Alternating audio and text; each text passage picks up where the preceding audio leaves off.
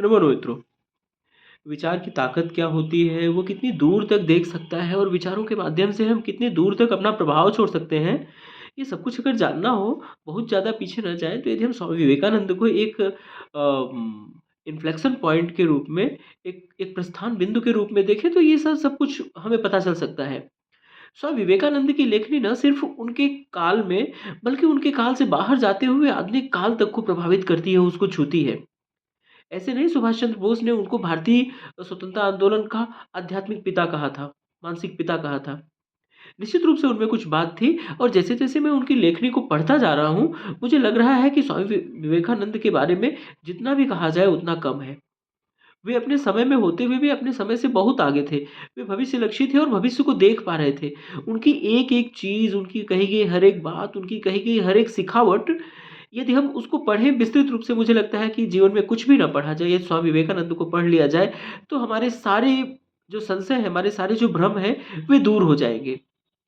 ऐसा कहना निश्चित रूप से अतिशयोक्ति नहीं होगी कि स्वामी विवेकानंद में वे सारे सूत्र मिलते हैं, जो हमें भारतीय शास्त्रों में प्राप्त होते हैं। वे भारतीय शास्त्रों में जितने भी बिखरे हुए सूत्र प्राप्त हैं, उसका रस निकाल कर के, शहद बना कर के उन्होंने अपने वाङ्मय में छोड़ डाला है। तो ऐसा जब भी मैं उनके वाङ्मय को पढ़ता हूँ, जब भी उनके विषय में कुछ लिखी हुई चीज़ों को पढ़ता हूँ, उनके कथनों को उद्धृत करते हुए किसी पुस्तक में पढ़ता हूँ, तो लगता है कि वो कोई व्यक्ति इतना कैसे गंभीर सोच सकता है? वो भी 32 वर्ष की अवस्था में जो इस धराधाम को छोड़ कर के चला जाए, वो उतने ही कालखंड में देश के भवितव्य के बारे में इतना सब कुछ सोच के चला जाए और इतनी बड़ी-बड़ी सीख दे कर के चला जाए, जो कि शायद 150 बरस जीने वाला प्राणी भी अपने जीवन काल में ना कर पाए। अब ज़रा कुछ इस बात को लेकर के करें। वे कहते हैं कि किसी व्यक्ति का पतन तब प्रारंभ हो जाता है जब व्यक्ति अपने आप से घृणा करने लगता है। अब यहाँ वे अ, आत्महीनता की भावना के बारे में बात करते हैं। वे कहते हैं कि व्यक्ति का पतन उसी दिन से प्रारंभ हो जाता है जब व्यक्ति के अंदर आत्मग्लानि, आत्महीनता, इन्फीरियॉरिटी कॉम्प्लेक्स जैसी बात आती है।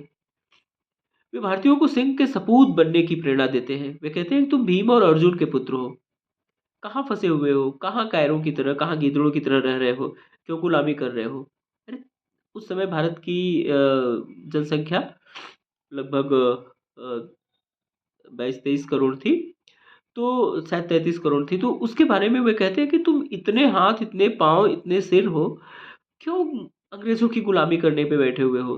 तुम भीम और अर्जुन के पुत्र हो, अपने पौरुष को पहचानो, अपने इतिहास के बारे में देखो, अपने पुरखों की तरफ देखो, उनसे सीखो, उनके पौरुष को याद करो, स्वयं में पौरुष जगाओ और भिड़ जाओ।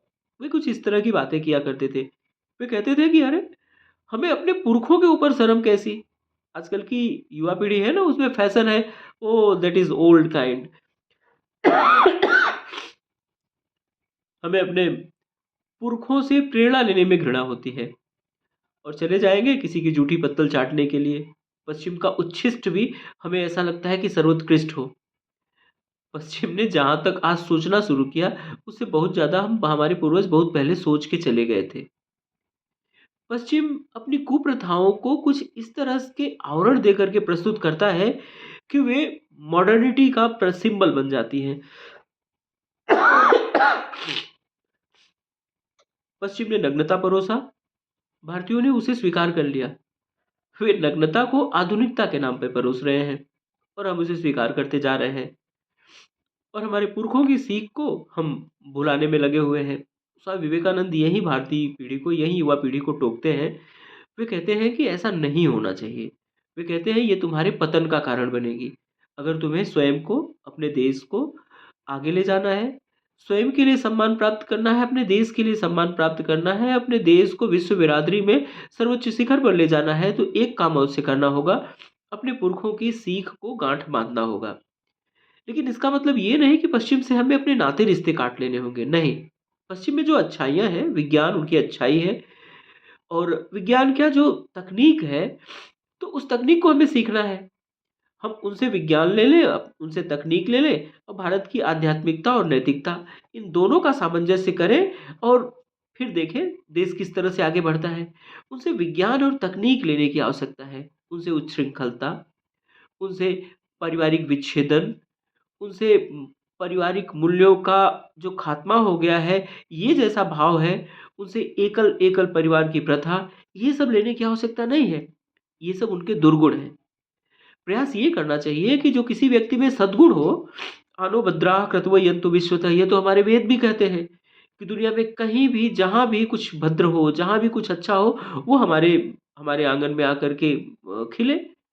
भाई हमें तो खिड़कियाँ खोल रखनी चाहिए ना कि बाग में, बगीचे में कहीं भी फूल अपनी सुगंध बिखेरे तो उसकी खुशबू हमारे आँगन में आए। लेकिन फूलों की खुशबू हमारे आँगन में आए। ऐसा नहीं हो कि हम दरवाजे खोल दें और कटीली झाड़ियाँ हमारे आँगन में आकर के उग जाएँ। हमें वो नहीं करना है। हमें हमारे रास्ते को सबल बनाना है, अपने रास्ते को सरल बनाना है, निष्कंटक बनाना है और इस देश को ऊँचाइयों तक पहुँचाना है। तो वो कैसे होंगे? हमें अपने इतिहास पे गर्व करना सीखना होगा। इतिहास की जो अच्छी बातें हैं, उनसे प्रेरणा लेकर के हमें कुछ उससे भी अच्छा करना होगा, जिससे कि हमारे पुरखे हमारे ऊपर गर्व करें। हम कुछ ऐसा करें कि ऊपर बैठे मनु महाराज देखें नीचे भारत पे तो कहें कि हाँ, हमारे पुत्र, पौत्र, पौत्रियों ने कुछ इस तरह से कार्य किया है कि हमारा मस्तक आज ऊँचा हो गया है, हिमालय से भी ऊँचा हो गया है। कुछ इस तरह से करना चाहिए। स्वामी विवेकानंद की यही सीख है भारतवासियों को और यह एक निर्देश के रूप में है। मेरा मेरा भी अपना मानना है कि यदि हम अपने जो इतिहास है, उसकी अच्छी परंपराओं से सीख लेते हुए, उसे गाँठ में बाँधे हुए, भविष्योन्मुखी होते हुए, पश्चिम की अच्छाइयों को साथ लेते हुए और अपनी नैतिकता, आध्यात्मिकता इत्यादि को न छोड़ते हुए, अपने अपने चरित्र को न छोड़ते हुए, भारतीयता को न छोड़ते हुए यदि हम आगे बढ़ें, तो निश्चित रूप से हमारा देश आगे जा सकता है। वो पुनः सोने की चिड़िया हो सकता है। इसमें कोई किसी बात की रंच मात्र भी इसमें संदेह नहीं है। जय हिंद, जय भारत, वंदे मातरम।